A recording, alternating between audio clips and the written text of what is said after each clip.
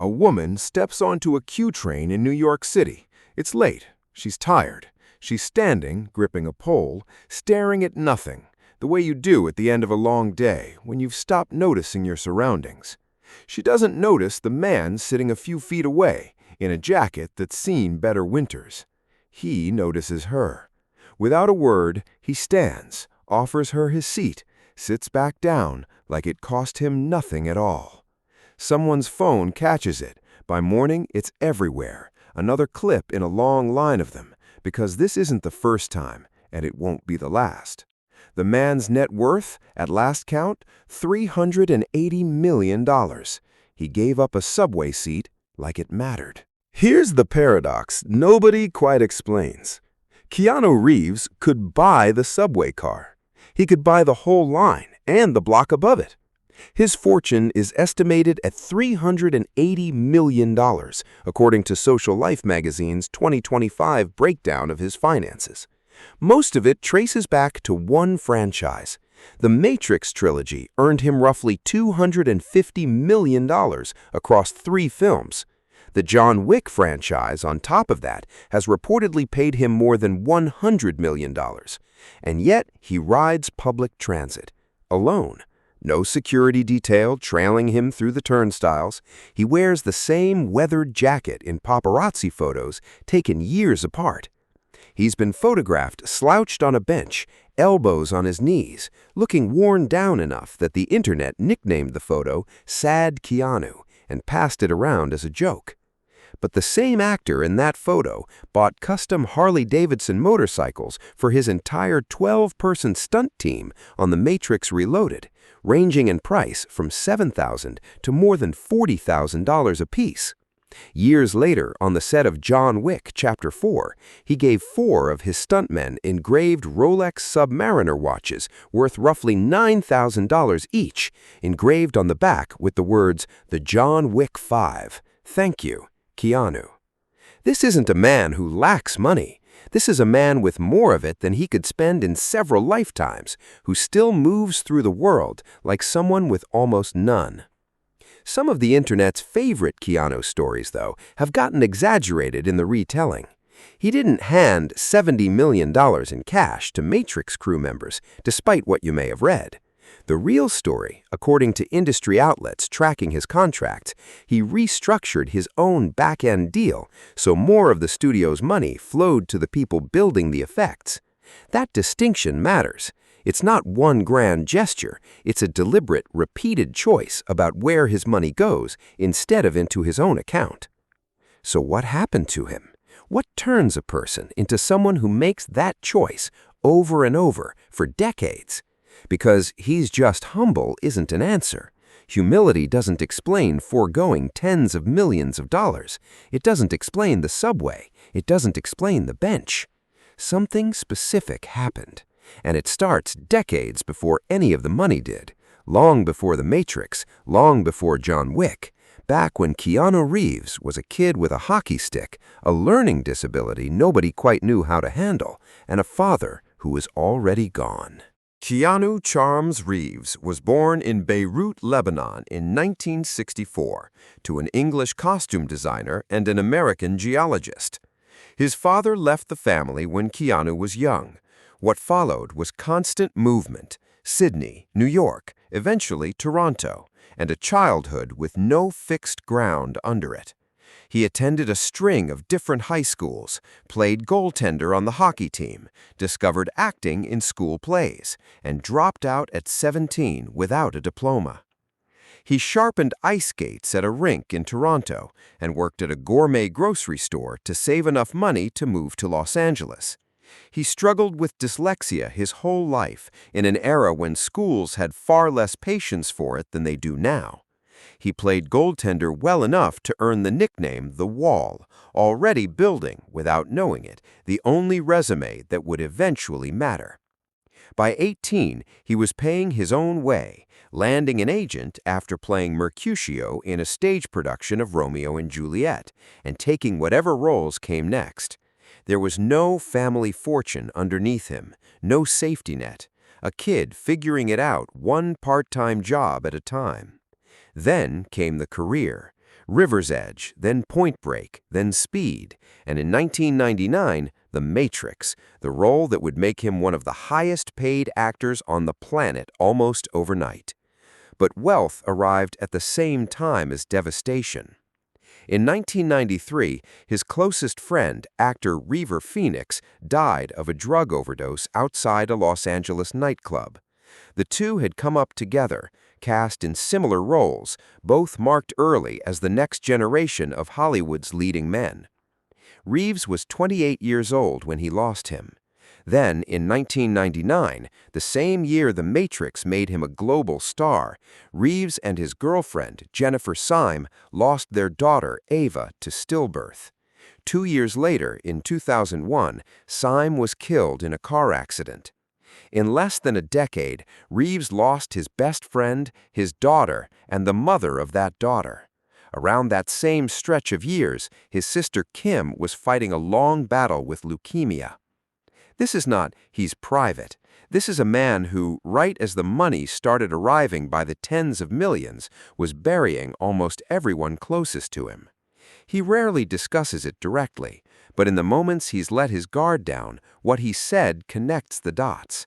Asked by Stephen Colbert on The Late Show in 1919 what he thought happens when we die, Reeves paused, exhaled, and answered, "I know that the ones who love us will miss us." The audience laughed at first, because why would anyone ask an action star a question like that? Then it landed. Colbert reportedly sat speechless for several seconds before he could respond. It's the kind of answer that only comes from someone who has sat with loss, repeatedly, young and mostly in private, long before the cameras started paying attention. And out of that loss came the foundation almost nobody knows he runs. For years, Reeves has quietly operated a private charity supporting children's hospitals and cancer research, a cause that tracks back to his sister's illness. He's spoken about it rarely, telling one reporter, "I don't like to attach my name to it." He lets the foundation do the work and keeps his own name out of it. Somewhere in that decade of loss, the money stopped being the point of anything. It became almost incidental, a byproduct of a career he still loved, attached to a life he was determined not to let it define. So go back to the subway. That seat he gave up wasn't a publicity move. There's no evidence he's ever courted the cameras that catch these moments. By nearly every account, he seems bewildered that anyone bothers to film him at all. What it was, a man who watched the people he loved most disappear, one after another, right as his bank account exploded into numbers most people will never see in a lifetime. He came out the other side of that decade with a stubborn belief money was never going to be the thing that mattered. That's the real reason. Not privacy, not eccentricity.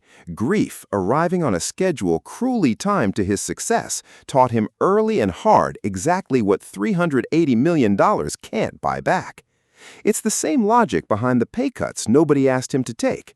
On The Devil's Advocate, he deferred roughly $2 million of his own salary so the production could afford to cast Al Pacino. He did something similar on The Replacements, cutting his own pay to help bring Gene Hackman on board. And on the Matrix sequels, after negotiating a lucrative back-end deal tied to box office performance, he reportedly forewent an estimated $75 million in points, redirecting that money so the visual effects and costume crews who built the franchise's iconic look could be paid what he felt they deserved. He still walked away from the Matrix franchise with roughly $200 million. He made sure it wasn't the only number that mattered to him. There's a smaller version of the same instinct, harder to verify but consistent with everything else on the record. A set builder on the Matrix films, one of the crew doing the physical labor of constructing the sets, was reportedly on the verge of losing his house over a $20,000 debt. According to an account from someone who worked alongside him, Reeves heard about it and quietly covered the amount himself, with no announcement and no expectation that anyone would ever find out. The subway seat and the $75 million aren't two different stories about the same man. They're the same story told at two different scales. But there's a deeper layer underneath money doesn't matter to him after loss. It's what he chose to do with the freedom that belief bought him. Reeves has told reporters, "Money is the last thing I think about. Not because he's naive about what money can do. He's already shown he understands its power, redirecting tens of millions toward people who needed it more than he did. He decided, somewhere in that decade of loss, that wealth was only good for one thing: buying him the freedom to stop organizing his life around it. That freedom shows up in strange, small places that were never meant to be seen. Accounts describe him spending an afternoon on a Los Angeles sidewalk, sharing lunch with a homeless man. No camera crew, no press release, a moment that only became public because a passerby snapped a photo. Crew members from his sets describe someone who insisted on learning their names, who talked to them as peers rather than staff, at a point in his career when he could have kept his distance behind an entourage. None of that reads like image management. It reads like a man who watched wealth and status fail to protect the people he loved from dying, and who decided the only sane response was to stop treating either one as sacred. Not renouncing money entirely, he still works, still negotiates hard, still runs a custom motorcycle company on the side, but refusing to let it dictate how he moves through a room, a film set, or a subway car. It shows up in the roles he picks, too. Long after he'd made his fortune, Reeves agreed to voice a wise, philosophical tumbleweed in an animated SpongeBob movie, a part the film's director has said he wrote with Reeves in mind, sketching storyboards around a drawing of him before ever asking. It wasn't a payday role. It was the kind of strange, small choice a person only makes when the money stopped being the deciding factor a long time ago. Take away the fear of running out, and take away the need to prove anything with what you own, and what's left is a person deciding how to spend their remaining time. Reeves seems to have landed on, quietly, generously, and mostly on his own terms. Maybe that's the real lesson sitting underneath the viral clip.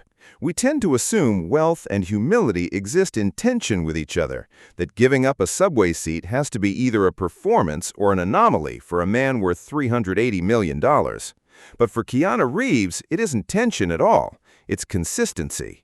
A life shaped early by loss doesn't leave much room to be impressed by money, his own or anyone else's. When you've buried the people who mattered most before you turned 40, a mansion stops competing for your attention. He never set out to become a lesson in anything. He said more than once that he doesn't think much about money at all, which, coming from a man worth $380 million, sounds almost like a punchline, until you remember what it cost him to arrive at that indifference. So the next time that clip comes across your feed, the seat, the worn jacket, the quiet, unbothered face of a man who has seen worse days than a crowded train, maybe the question isn't, why does he still do that? Maybe it's this: what would the rest of us let go of if we'd learned the same lesson this early? And maybe that's worth sitting with longer than it takes the next train to arrive.